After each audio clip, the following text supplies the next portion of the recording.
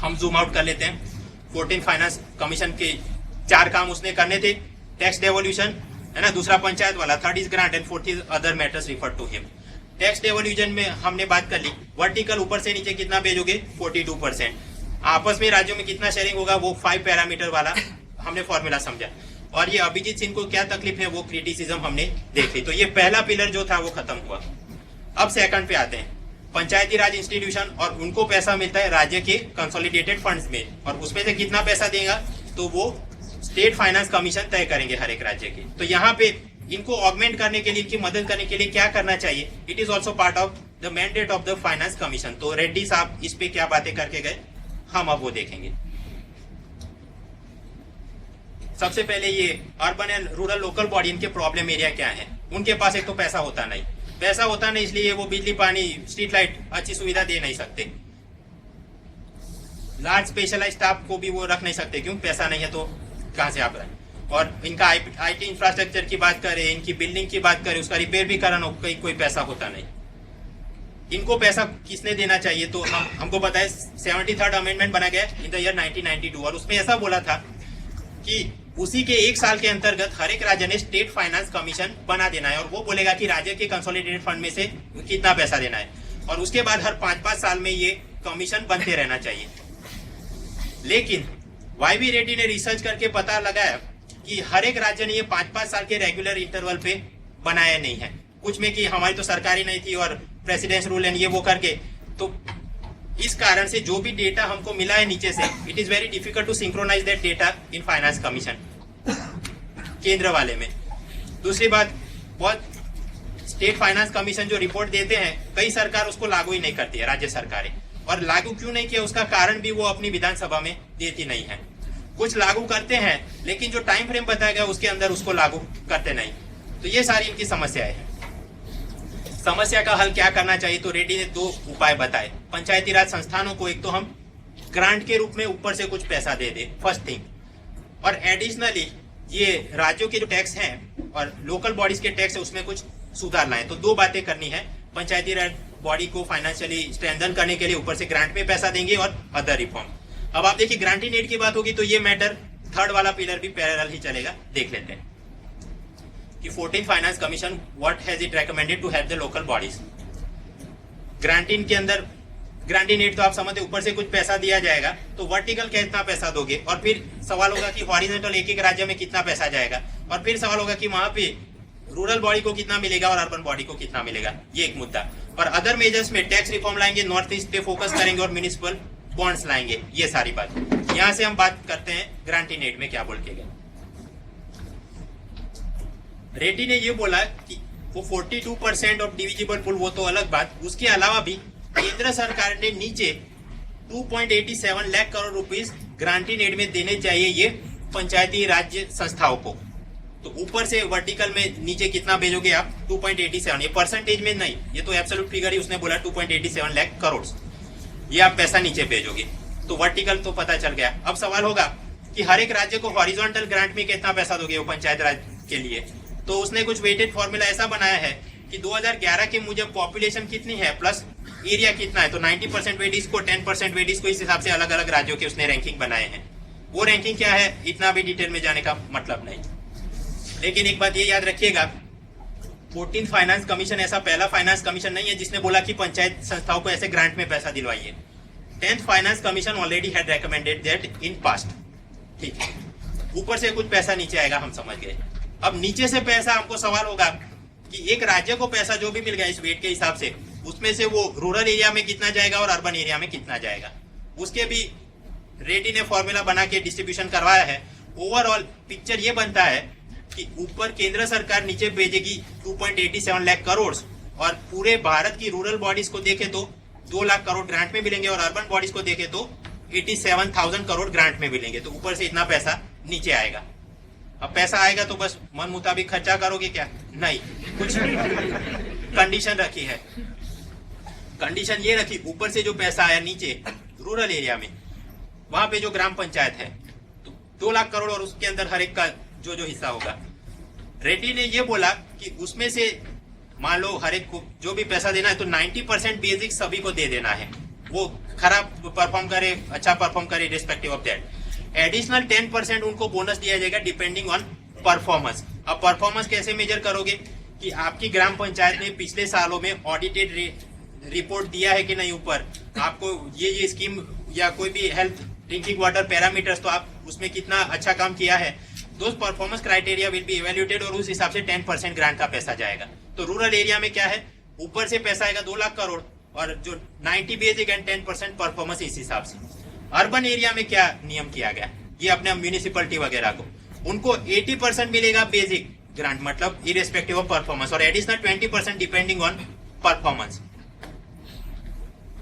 याद रखने के लिए बस यहाँ की दोनों जगह पे रूरल और अर्बन में परफॉर्मेंस क्राइटेरिया फिट क्या है, रूरल में कितना 90-10, अर्बन में कितना 80-20, कुल मिला के 2 लाख करोड़ यहाँ पे और अराउंड 87,000 यहाँ पर। तो ये वाली बात खत्म हुई कि 14 फाइनेंस कमीशन ने ग्रांटिंग एड के नाम पे पंचायती संस्थाओं को मजबूत करने के लिए क्या उपाय सुझाए। सेकंड मैटर, इतना पैसा काफी नहीं है और भी रिफॉर्म लाने पड़ेंगे। टैक्स रिफॉर्म के लिए क्या करोगे आप? टैक्स रिफॉर्म के लिए रेड्डी ने बोला कि राज्य सरकारों ने जो अपना टैक्स पावर है उसका थोड़ा डिवोल्यूशन करना चाहिए, नीचे कुछ टैक्स बोलना चाहिए कि लोकल बॉडी खुद ले सके, या तो फिर राज्य सरकार ले ले तो उसमें से कुछ हिस्सा उनको भी दो। फॉर एग्जाम्पल, राज्य सरकार जो माइनिंग रॉयल्टी लेती है, तो जिस भी ग्राम पंचायत के इलाके में माइनिंग हो रही है उस बॉडी के साथ थोड़ा पैसा शेयर करना चाहिए। State should share the mining royalty with the concern local body. Second thing, ये प्रॉपर्टी टैक्स, एडवर्टाइजमेंट टैक्स, उसके अंदर भी कुछ ना कुछ इनको हिस्सा देते रहो। एंटरटेनमेंट टैक्स को थोड़ा और एक्सपांड करो। केबल टीवी है, इंटरनेट काफे है, वोट राइट्स, इसके ऊपर या तो राज्य सरकार खुद एंटरटेनमेंट टैक्स ले और कुछ हिस्सा नीचे लोकल बॉडीज को दे, या फिर राज्य सरकार कानून पारित करके लोकल बॉडीज को पावर दे दे कि अब केबल टीवी पर भी टैक्स लगा सकते हो, नेट इंटरनेट काफे पर भी और वोट राइट पे भी। और बात हमने देखा था डायरेक्ट टैक्स और उसके अंदर टैक्स ऑन योर इनकम, तो केंद्र सरकार मांगती थी इनकम टैक्स और राज्य सरकार एक प्रोफेशनल टैक्स मांग सकती थी। प्रोफेशनल टैक्स राज्य सरकार मांग तो सकती है, but according to the article 276 उस पे सीलिंग फिट है 2,500 रुपए हर साल। तो रेड्डी का ये बोलना है कि अभी 2,500 में राज्य सरकार खुद क्या रखेगी और नीचे क्या खिलाएगी, तो इसको आप ये जो अपना आर्टिकल है आर्टिकल 276 उसको अमेंड करो और ये लिमिट बढ़ा के कर दो 12,000, मतलब हर एक प्रोफेशनल से 12,000 टैक्स में चाहे तो ले सके और फिर नीचे लोकल बॉडीज को वो आप दो। यहाँ तक कि केरल और तमिलनाडु में तो ऑलरेडी वहां की लोकल बॉडी को तो ये पावर दिया गया है उनकी राज्य सरकारों द्वारा कि आप प्रोफेशनल टैक्स कलेक्ट कर सकते हो। तो ऐसा बाकी के राज्यों ने भी कुछ सोचना चाहिए और उनको डेवोल्यूशन करना चाहिए पावर्स का। Next thing, property tax. Property tax के वोट बैंक पॉलिटिक्स और काफी और कारणों के कारण राज्य सरकार प्रॉपर्टी टैक्स के रेट बढ़ाती नहीं है, लेकिन महंगाई बढ़ती है, अर्बन एरिया का डेवलपमेंट बढ़ता है तो प्रॉपर्टी की कीमत भी ऊपर आती है। तो अगर ऊपर आ रही है तो इस हिसाब से टैक्स आपने बढ़ाते रहना चाहिए। ये काम करने के लिए हर 4-5 साल में आप सभी प्रॉपर्टी का असेसमेंट करवाइए। जो लोग टैक्स नहीं भर रहे प्रॉपर्टी टैक्स, एट प्रेजेंट उनको वालवेट ग्रुप ट्रीटमेंट दी जाती है। ठीक है, नहीं भरा तो कोई बात नहीं, इतनी थोड़ी सी पेनल्टी देके बाद में आप भर देना, ऐसा नहीं जो भी नहीं दे रहा तो take strict action against them. Under article 285(1) इसमें ऐसा प्रावधान है कि केंद्र सरकार की प्रॉपर्टी पे राज्य सरकार और लोकल बॉडी उस पे टैक्स नहीं मांग सकती, उस यूनियन प्रॉपर्टी पे रेट। तो पिछले फाइनेंस कमीशन ने ये बोला था कि ये गलत है, राज्य सरकारों के लोकल बॉडी को भी पावर होना चाहिए केंद्र सरकार की प्रॉपर्टी पे टैक्स मांगने का। 14 फाइनेंस कमीशन ने ऐसा तो नहीं बोला कि इस आर्टिकल को निकाल दो, लेकिन उसने बोला कि कम से कम ये जो लोकल बॉडी उनको थोड़ा तो पैसा कंपनसेशन में आप दीजिए। नॉर्थ ईस्ट 72 एंड 73 जो अमेंडमेंट है उसके अंतर्गत आपको पता होगा कि पार्ट 9 ऐड किया गया, क्यों? पंचायत वास्ते, और पार्ट 9A क्यों? अर्बन बॉडी के वास्ते। But this parts do not apply to Assam, Meghalaya, Tripura and Manipur. AMTM में से असम, मेघालय, त्रिपुरा, मणिपुर। मतलब कि इस वाला रिफॉर्म या इससे पहले वाले जो भी कमीशन बोल के गए उनकी जो भी ये सिफारिशें हैं ये सारी मैटर यहाँ पे लागू नहीं, ये तो फिर वो 6th शेड्यूल और 5th शेड्यूल वो जो उस हिसाब से लागू होते। तो मतलब फाइनेंस कमीशन जो भी बोल के जाए वो सारे रिफॉर्म्स इन नॉर्थ ईस्ट के इलाकों पे लागू नहीं होंगे। अगर इस लेक्यूना को फिक्स करना हो then you have to amend the article 275(1) और ऐसा ये YV रेड्डी बोल के गए ये आर्टिकल आप फिक्स करो ताकि हमारी सारी सिफारिश आसाम, मेघालय, त्रिपुरा, मणिपुर को भी लागू हो, वहां की लोकल बॉडी को। तो हम जो बात करें कि लोकल बॉडीज की मदद करने, एक तो ग्रांटिंग एड, वो परफॉर्मेंस क्राइटेरिया हमने देख लिया। अदर मेजर्स में हमने देखा टैक्स रिफॉर्म में क्या करना चाहिए, नॉर्थ ईस्ट को कैसे मदद करोगे। Then municipal bonds, municipal bond में स्मार्ट सिटी लानी है तो एक तो एफडीआई को तो रिलैक्स किया, फिर वो राइट्स एंड इन्वेस्ट ऐसे फंड भी आप लाए, लेकिन फिर भी अर्बन लोकल बॉडीज को भी अपने हिसाब से कुछ ना कुछ जमा करना पड़ेगा पैसा, ताकि स्मार्ट सिटी बनाया जा सके। वाई रेड्डी बोल के गए कि जो बड़े कॉरपोरेशन है अहमदाबाद, मुंबई, बेंगलोर, तो वो तो खुद जाए और म्यूनिसिपल बॉन्ड इशू करे, उनके पास तो मैन पावर एक्सपर्टीज वो अरेंज कर सकते हैं। लेकिन ये स्मॉल म्यूनिसिपलिटी हैं, वो फाइनेंशियल मार्केट में जाके वो पूरा, उनके पास वो एक्सपर्टीज आदमी वो सब है नहीं, तो एक बीच में कोई इंटरमीडिएट कंपनी बनाए राज्य सरकार, और सभी जो छोटी छोटी म्यूनिसिपलिटी हैं उनके वास्ते हो कि वो जाके कोई म्यूनिसिपल बॉन्ड इशू करे और फिर इनको नीचे पैसा दे दिया जाए, ऐसी कोई मैकेनिज्म इशू करने की जरूरत है, ऐसा रेड्डी ने रेकमेंड किया। म्यूनिसिपल बॉन्ड क्या है, इसके ऊपर से अभी ने क्या नॉर्म लगाए हैं, पुराने लेक्चर में आपको मिल जाएगा ये नंबर वाली पावर पॉइंट स्लाइड में। खैर, जो मुख्य परीक्षा है इंटरव्यू में कुछ पीआरआई बॉडीज, इनकी समस्या कैसे मजबूत करो, फाइनेंशियल एंगल बोलना हो तो क्या याद रखोगे, प्रॉपर्टी टैक्स वो बढ़ाना चाहिए, प्रोफेशनल टैक्स 2500 से 12,000 करो, एंटरटेनमेंट टैक्स और ये बोट राइड और इंटरनेट काफी इस पे लगाओ, है ना। माइनिंग तो जिस एरिया में हो रही वहाँ की लोकल बॉडी से शेयर करो, नॉर्थ ईस्ट में वो एएमटीएम वाले राज्यों पे भी 275 वाला एक्सपांड करके लगाओ। म्यूनिसिपल बॉन्ड छोटी जो म्यूनिसिपलिटी है उनके लिए एक इंटरमीडिएट बनाओ जो उनके वास्ते होके इशू करे। और एडिशनली ये स्टेट फाइनेंस कमीशन वाले जो भी रिपोर्ट देते हैं तो उसका टाइमली इम्प्लीमेंटेशन करना चाहिए, अगर इम्प्लीमेंटेशन नहीं किया तो राज्य की विधानसभा में वो उसका रीजन के साथ कुछ रिपोर्ट रखना चाहिए। ये परेशान कैसे कर सकता है आपको। 14th finance commission has taken extra precaution to ensure local bodies are not left at the mercy of state government, कि लोकल बॉडी वाले राज्य सरकार की दयादान पे ना जिए, इस कारण 14th फाइनेंस कमीशन ने कुछ रिफॉर्म्स सुझाए हैं। इस स्टेटमेंट को आप इलेबोरेट करो, कर सकते हो, वो याद करो 2,87,000 है ना, वो इतने करोड़, और उसमें ये 90-10 और 80-20 वाला फंडा, फिर अलग जो बातें की गई कि डेवोल्यूशन ऑफ टैक्सेशन पावर, ये वो तो जवाब सेट किया जा सकता है आसान। एक और सवाल पूछ सकते हैं, even after a decade of 73rd and 74th amendment, PRI bodies have not become a strong and vibrant unit of government due to lack of financial resources। कि ये अमेंडमेंट जो करे थे उसको एक दशक से ज्यादा बीतने को आया, लेकिन फिर भी ये संस्थाएं मजबूत नहीं बनी है क्योंकि आर्थिक रूप से वो कमजोर हैं। तो इसके क्या कारण है, examine the reasons and suggest the remedies. तो बस यही वाले मुद्दे है ना, कोई भी इस प्रकार की समस्या है और समाधान पूछे जाए तो कमिटी रिपोर्ट का रट्टा मारो जिंदाबाद और वही रिपोर्ट कर दो। वो बैंकिंग में भी इतना ही रेलेवेंट है, फाइनेंस में भी, टैक्सेशन में भी, यहाँ पे भी। हम वापस जूम आउट करते हैं। 14th फाइनेंस कमीशन 4 पिलर थे, टैक्स डेवोल्यूशन 42%, अभिजीत सेन को क्या तकलीफ थी हमने देख लिया, पंचायती राज बॉडी उनके अंदर मैटर हमने देखे। Third matter is granting aids. Granting aid के अंदर 3 टाइप की ग्रांटिंग एड ये रेडी सुझा कर गए हैं। फर्स्ट इज पंचायती राज संस्थाओं को 2,87,000 करोड़ और नीचे जाएगा, और फिर 90-10 और 80-20 वाला मुद्दा हमने देख लिया, वो बात खत्म। Next granting aid is for disaster management, तो ये अपना GS3 में कहीं पे काम में आ जाए, देख लेते हैं topic. The recommendation of 14th finance commission for disaster management funding, हाल की क्या मैकेनिज्म है, उसमें क्या समस्याएं हैं और रेड्डी उसके लिए क्या समाधान बता के गए। हाल क्या मैकेनिज्म क्या है, सबसे पहले नेशनल डिजास्टर मैनेजमेंट एक्ट बनाया गया 2005 में। उसके अंतर्गत 2 टाइप के फंड है, one is called the disaster response fund और दूसरा है डिजास्टर मिटिगेशन फंड। और इसके अंदर भी नेशनल लेवल पे, स्टेट लेवल पे, डिस्ट्रिक्ट लेवल पे, मिटिगेशन में भी national disaster mitigation fund, state disaster mitigation fund और डिस्ट्रिक्ट लेवल पे। रेड्डी ने अपनी बातों को यहां तक सीमित रखा है।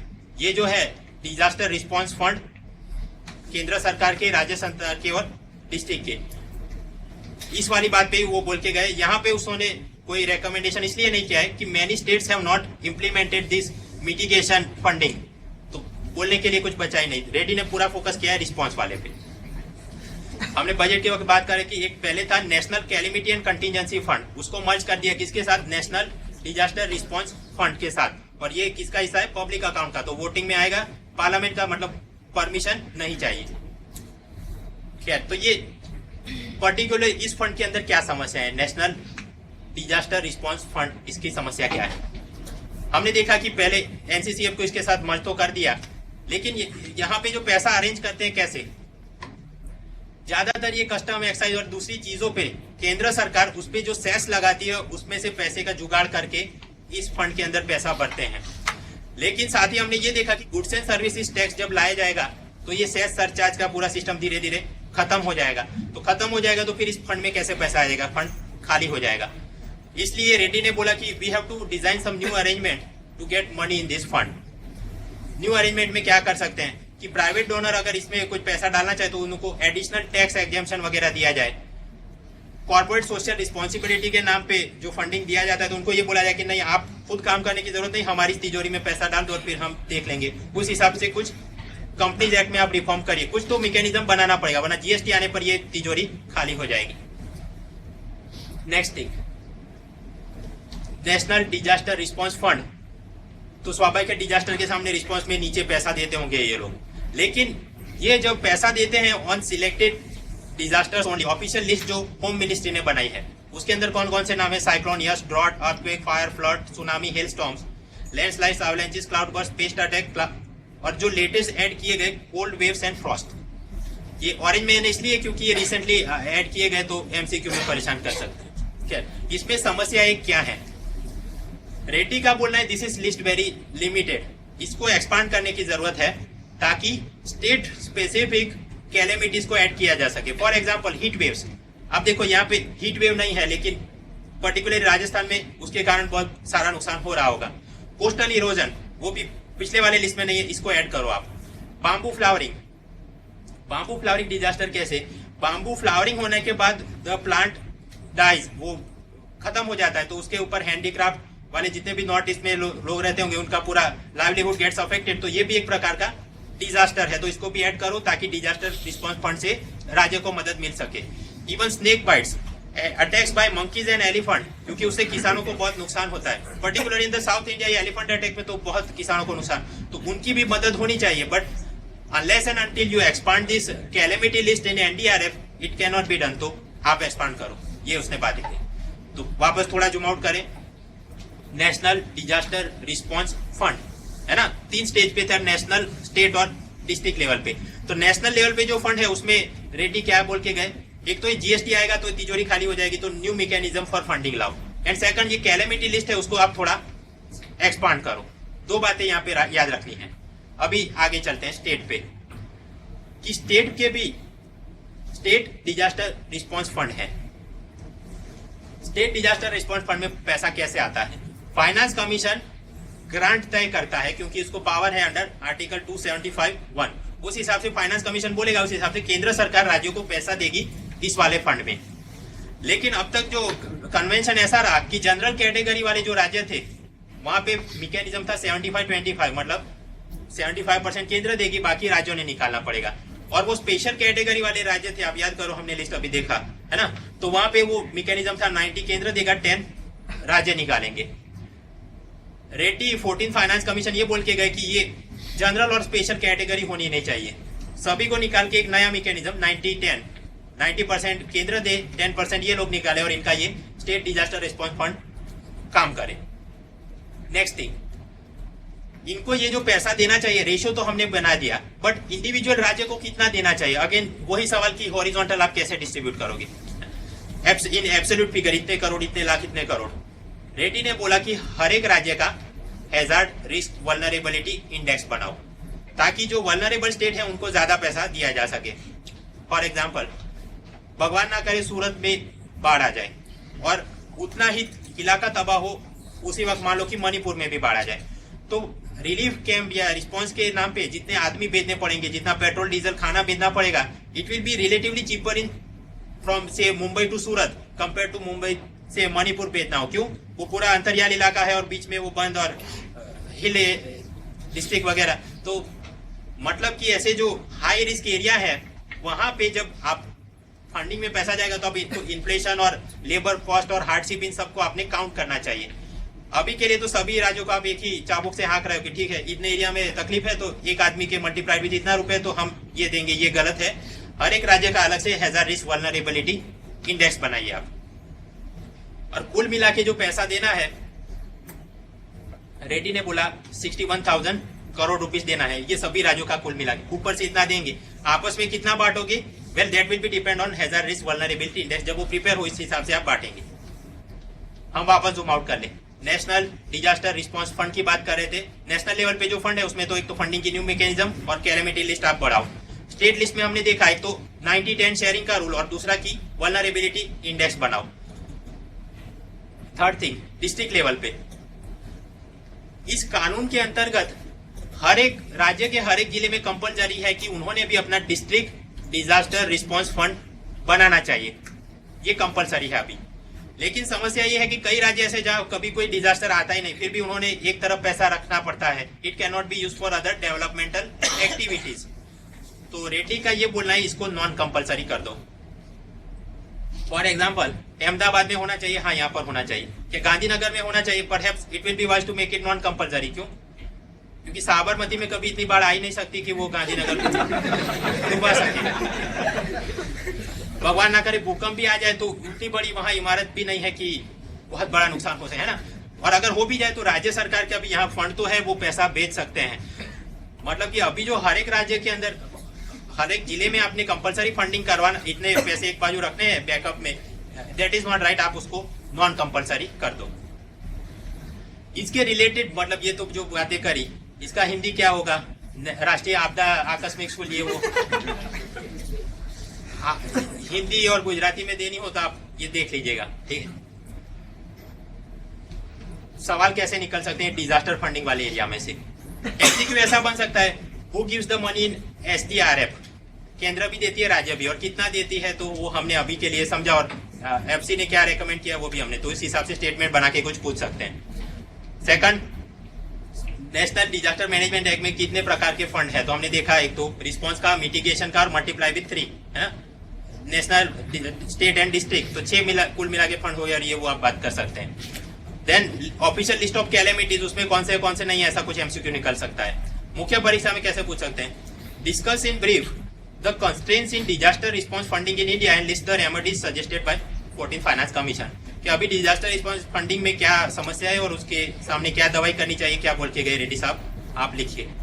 इजीली आप मैनेज कर सकते हो, वो नॉट डिफिकल्ट। खैर वापस हम जूम आउट कर ले। 14th finance commission report, 4 pillar थे। टैक्स डिवोल्यूशन 42%, अभिजीत सेन की तकलीफ हमने देख ली। पंचायती राज संस्था में क्या करेंगे हमने देखा, ऊपर से ढेर सारा ग्रांट में पैसा दोगे और परफॉर्मेंस बोनस वगैरह।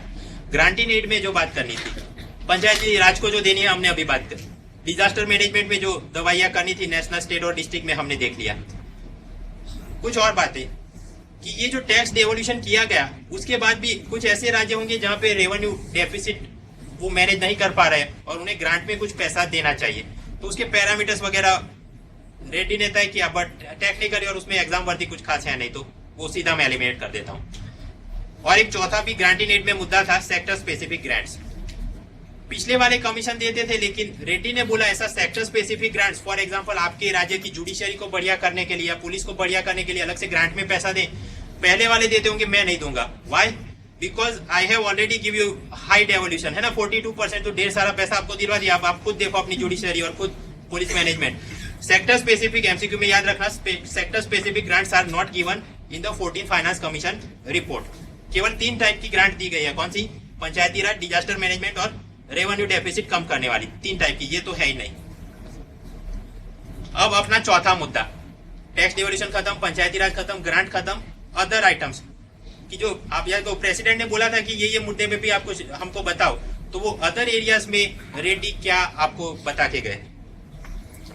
कोऑपरेटिव फेडरलिज्म में उन्होंने क्या रेकमेंड किया है, पब्लिक यूटिलिटी, ये बिजली पानी पे क्या प्राइसिंग होना चाहिए, पब्लिक सेक्टर अंडरटेकिंग, उसके अंदर क्या डिसइन्वेस्टमेंट वगैरह की सुविधा है, फिजल कंसोलिडेशन, ये वाला मैटर तो हमने कवर कर लिया, याद करो वो अभी तक जो बात कर रहे थे पिछले वाले स्लाइड में। फिजल कंसोलिडेशन खत्म, और जीएसटी आगे स्लाइड में जब बात होगी एक एक करके देखते हैं कि 14th फाइनेंस कमीशन का कोऑपरेटिव फेडरलिज्म पे क्या बोलना है।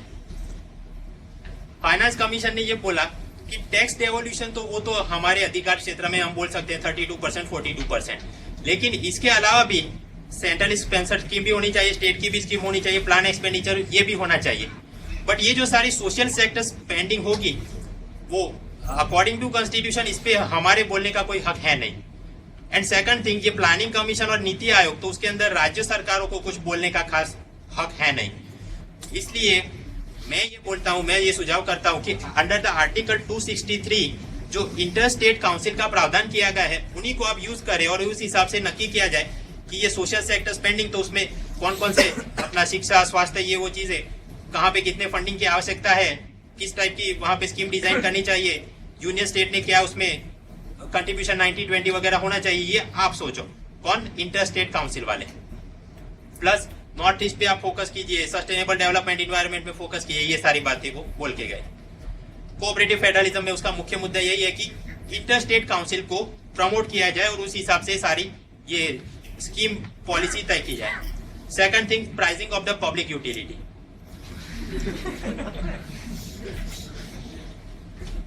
राज्य सरकार वोट बैंक पॉलिटिक्स के लिए हमेशा ये करती है कि किसानों को बिजली तो माफ, उसका बिल माफ, फिर ये हैंडीक्राफ्ट सेक्टर, वीवर्स, इन सबको या तो बहुत कम दामों में देंगे या बिना पैसे लिए आपको दिए जाएंगे।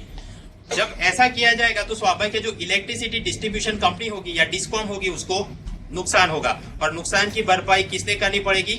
राज्य सरकार ने, मतलब कि सब्सिडी दे के।